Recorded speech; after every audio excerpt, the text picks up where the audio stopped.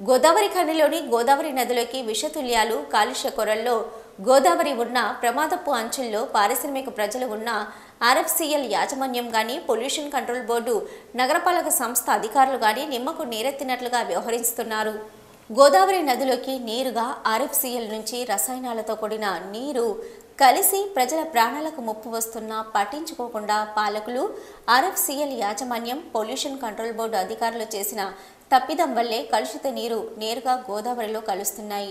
ఎస్టీపీలు ఏర్పాటు చేయడంలో అధికారులు, పాలకులు పూర్తిగా నిర్లక్ష్యం వహిస్తున్నారని అన్నారు. ఈ విషయంపై ఫైట్ ఫర్ బెటర్ సొసైటీ అధ్యక్షులు మధ్యల దినేష్ ఆగ్రహం వ్యక్తం చేస్తూ, అధికారులు మాత్రం వాటర్ ప్లాంట్ పెట్టుకుని స్వచ్ఛమైన నీరు తాగుతూ ప్రజలకేమో మురుగునీటితో పాటు అదనంగా రసాయనాలతో కూడిన నీళ్లు అందిస్తున్నారని ఎద్దేవా చేశారు.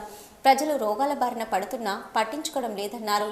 ఫైట్ ఫర్ బెటర్ సొసైటీ ఆధ్వర్యంలో గతంలో Telangana state pollution control board అధికారులకు ఆర్ఎఫ్సిఎల్ రసాయనాలతో కూడిన నీరు నేరుగా గోదావరిలోకి వస్తుందని ఫిర్యాదు చేసినప్పటికీ అధికారులు వచ్చి పర్యవేక్షించి హెచ్చరికలు జారీ చేసి ఏడాది గడువు ఇచ్చారని, గడువు దాటి ఏడాదైనా యాజమాన్యం మరియు కాలుష్య నియంత్రణ అధికారులు స్పందన లేదని ఆగ్రహం వ్యక్తం చేశారు. యుద్ధ ప్రాతిపదికన ఆర్ఎఫ్సిఎల్ నుంచి వచ్చే విషపు రసాయనాలతో కూడిన నీరు నిలుపుదల చేయాలని మధ్యల దినేష్ డిమాండ్ చేశారు.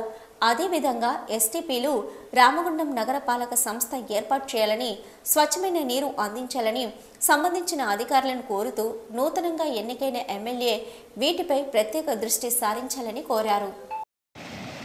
గోదావరి ఖని ప్రాంతంలోని చూడడానికి ఆహ్లాదకరంగా ఉన్నటువంటి గోదావరి నది పూర్తిగా చూస్తే ఆర్ఎఫ్సిఎల్ పైప్ లైన్ ద్వారా రసాయనాల నీరు మొత్తం గోదావరిలో కలిసి మరి పూర్తిగా నురుగు నీరు చేరడంతో గోదావరి మొత్తం కలుషితమవుతూ ఉందని గత కొన్ని సంవత్సరాలుగా మేము పొల్యూషన్ కంట్రోల్ బోర్డుకు, అదేవిధంగా ఆర్ఎఫ్సిఎల్ యాజమాన్యానికి, రామగుండం నగరపాలక సంస్థకు, గౌరవ జిల్లా కలెక్టర్లకు తెలియజేసినప్పటికీ ఇక్కడున్నటువంటి యాజమాన్యాలు సంబంధించిన అధికారులకు చెవిటి వారి ముందు శంఖ మోదినట్టే తప్ప ప్రజలతో ప్రాణాలతో చెలగాటమాడుతూ ఉన్నారు తప్ప మరి దీన్ని నిర్మూలించుదాం, ఈ రసాయనాల సంబంధించినటువంటి నీటిని ఆపుదామన్నా కొంచెము కూడా ఇంగిత జ్ఞానం లేకుండా ప్రజల ప్రాణాలతో చెలగాట ఆడడం నిజంగా సిగ్గుచేటు.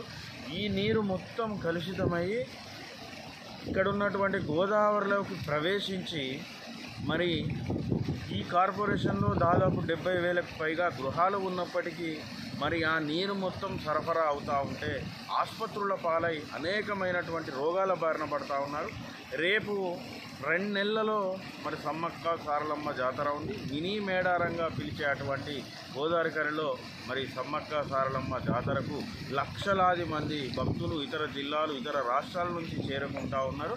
మరి ఈ విధంగానే కొనసాగితే ప్రజల ప్రాణాలకే ముప్పు కలుగుతూ ఉంది.